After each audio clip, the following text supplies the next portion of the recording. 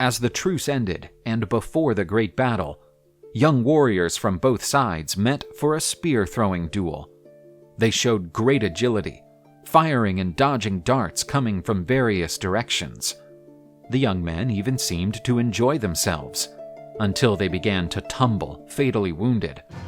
What looked like a youthful prank became the prelude to the bloodbath that followed. The Firbolg's superior spear-throwing skills allowed them to outclass the sons of Danu. This small victory boosted the morale of the people of Nemed, who marched confidently into the real fight. The real war between Danu's sons and the Firbolg people was about to begin. The day of the battle for Ireland had come. The sons of the goddess Danu awaited their enemies, while the Firbolg wanted to push the invaders back into the sea.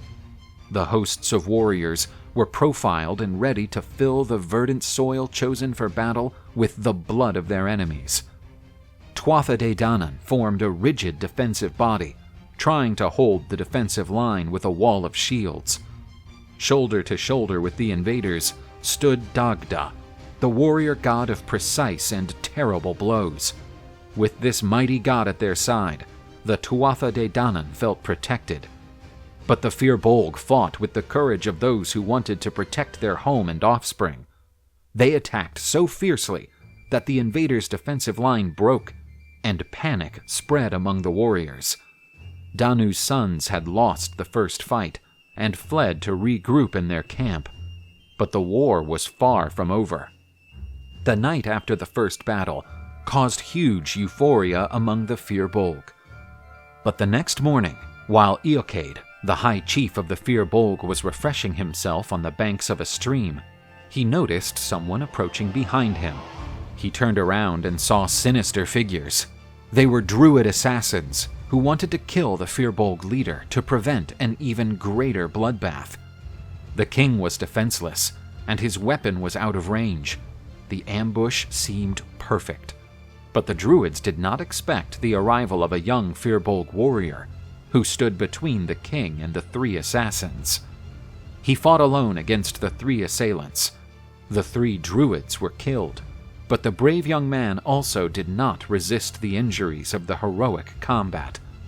A monument was erected in honor of the lone champion, and the hill where the fight took place became known as the Hill of Tara.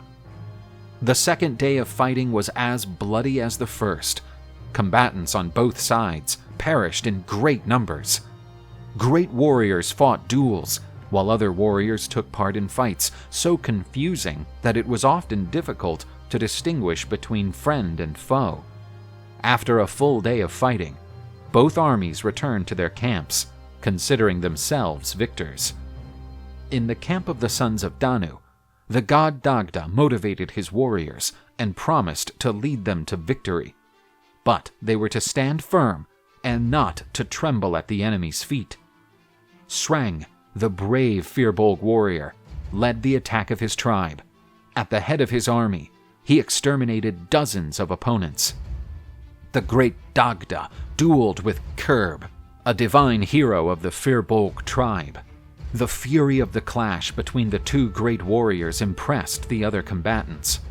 In the end, though he fought heroically, Kurb perished at the feet of the great Dagda. The green Irish meadows were painted red, and crows were feasting on the corpses lying there. One could still hear the groans of the dying warriors who gave their last breaths. One of the blackbirds hovering over the battlefield did not take its eyes off Nuada, the chief of the Tuatha De Danann. The leader of Dana's children was lost in his thoughts when he felt a strange presence. Behind him stood a woman so beautiful and seductive that she could only be a goddess. She was Morrigan, a goddess associated with war and destruction. She promised him victory in his ear and gently led him to his tent. Nuada awoke in his bed after a night of intense love. He could still see Morrigan in the form of a raven, flying away from his tent. The king of the Tuatha De believed that, despite the difficulties imposed by the Firbolg, he would lead his people to triumph. A new day of combat began, a repeat of the previous days. Firbolg killed Tuatha De Danann, and Tuatha De Danann killed Firbolg. But a great duel was about to take place. The great Shrang was ready to challenge King Nuada in combat. The king knew that victory over the Firbolg champion would be a terrible blow to the morale of his enemy, and so he advanced against him with terrible ferocity. The other combatants stopped to watch the duel. The tension in the air was enormous. Nuada and Shrang exchanged brutal blows. Each of those could decide the fight at any moment. Shrang, filled with fury, struck a huge blow, shattering Nuada's shield. Without protection, the king was vulnerable, and his arm was severed. The king cried out for help. One of his nobles quickly helped him, placing himself between the Firbolg champion and his king. The great Dagda also rushed to Nuada's aid. The presence of the two great warriors made Shrang retreat. The king was removed from the battlefield by healing druids, and the battle continued. Bress, one of the leading warriors among the sons of Danu, wanted to avenge his king. He sought out Eochaid, the Firbolg king, on the battlefield. He tried to make his way among the enemy hosts, knocking down all who crossed his path, but eventually died before he reached the king. The Firbolg king offered great resistance to the army of the sons of Danu, who at that moment seemed to have the upper hand. Exhausted and thirsty, the king withdrew from the fight to seek water, but the wizards of the Tuatha Dé dried up all the streams near the king, who found only muddy puddles. The king was eventually surrounded by his enemies, but Eochaid, as brave as a bear harried by wolves, took the lives of several more of his enemies before he perished from numerous wounds. The Firbolg armies suffered a great defeat. However, under Shrang's leadership, they continued to resist. Night came again. Imminent death loomed over the Firbolg.